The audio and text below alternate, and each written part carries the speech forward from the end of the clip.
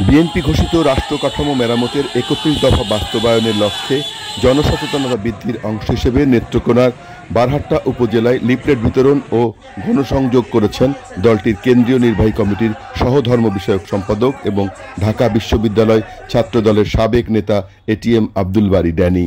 শুক্রবার ২৭ জুন বিকেলে বারহাট্টা উপজেলার সিংধা ইউনিয়নের সিংধা মোড় ও আলোকদিয়া গুদারাঘাট এলাকায় এ কর্মসূচি পালন করা হয়।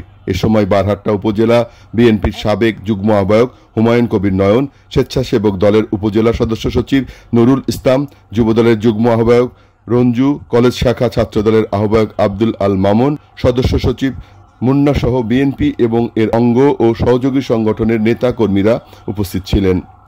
গণসংযোগকালে এটিএম আব্দুল বারী ড্যানি বলেন, তরুণদের স্বপ্ন ও গণতন্ত্র পুনঃপ্রতিষ্ঠার প্রতীক তারেক রহমানের ৩১ দফা শুধু রাজনৈতিক রূপরেখা নয়, এটি একটি কল্যাণমুখী রাষ্ট্র গঠনের পথ নির্দেশনা। আগামী জাতীয় সংসদ নির্বাচনে আমি নেত্রকোনা ২ আসনে ধানের শীষ প্রতীক নিয়ে লড়াইয়ের প্রস্তুতি নিচ্ছি। দেশ গঠনে এই দফাগুলো বাস্তবায়নে সবাইকে এগিয়ে আসতে হবে। তিনি আরও জানান, কেন্দ্রীয় কর্মসূচির অংশ হিসেবে সিংধা ইউনিয়নের লিফলেট বিতরণ ও গণসংযোগ করা হয়েছে। ভবিষ্যতেও ধারাবাহিকভাবে এ কার্যক্রম চলবে। এই দলের চেয়ারপারসন দেশনেত্রী বেগম খালেদা জিয়া গত ফ্যাসিস্ট সরকারের আমলে নির্যাতিত হয়েছে। জনাব ভারপ্রাপ্ত চেয়ারম্যান জনাব তারেক রহমান নির্যাতিত হয়েছেন। বিএনপির নেতা কর্মীরা গ্রামে গঞ্জ থেকে শুরু করে শহর, ঢাকা শহর সহ সারা বাংলাদেশে নির্যাতিত হয়েছে। বিএনপি বরাবরই এই জনগণের কথা বলেছে, জনগণের ভোটের অধিকারের জন্য কথা বলেছে, আন্দোলন সংগ্রাম করেছে। আন্দোলন করতে গিয়ে মামলার শিকার হয়েছে, হামলার শিকার হয়েছে, খুনের শিকার হয়েছে, হত্যার শিকার হয়েছে।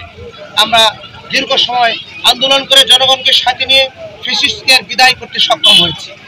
জনগণের উদ্দেশ্যে বলতে চাই, বিএনপির ভারপ্রাপ্ত চেয়ারম্যান জনাব তারেক রহমান ১৩ জুলাই ২০২৩ দেশের রাষ্ট্র কাঠামো মেরামতের ৩১ দফা কর্মসূচি দিয়েছিলেন।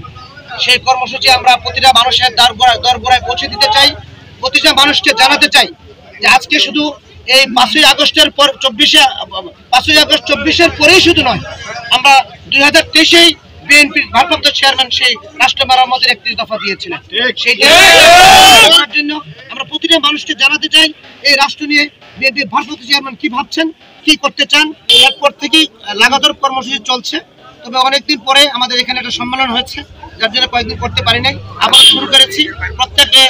প্রতিটা ইউনিয়নের প্রতিটা বাজারেই আমরা সে কাজগুলি করব, প্রতিটা মানুষের ঘরে ঘরে পৌঁছে দেবো। শুধু বাজারেই নয়, আমরা ইউনিয়নে যাব, গ্রামে যাব, ঘরে ঘরে যাব, প্রতিটা জায়গায় আমরা ৩১ দফা কর্মসূচি পৌঁছে দেবো। সঙ্গত কারণে এই বারহাট্টা আমার বাড়ি, বারহাট্টা নেত্রকোনা আমার আসন।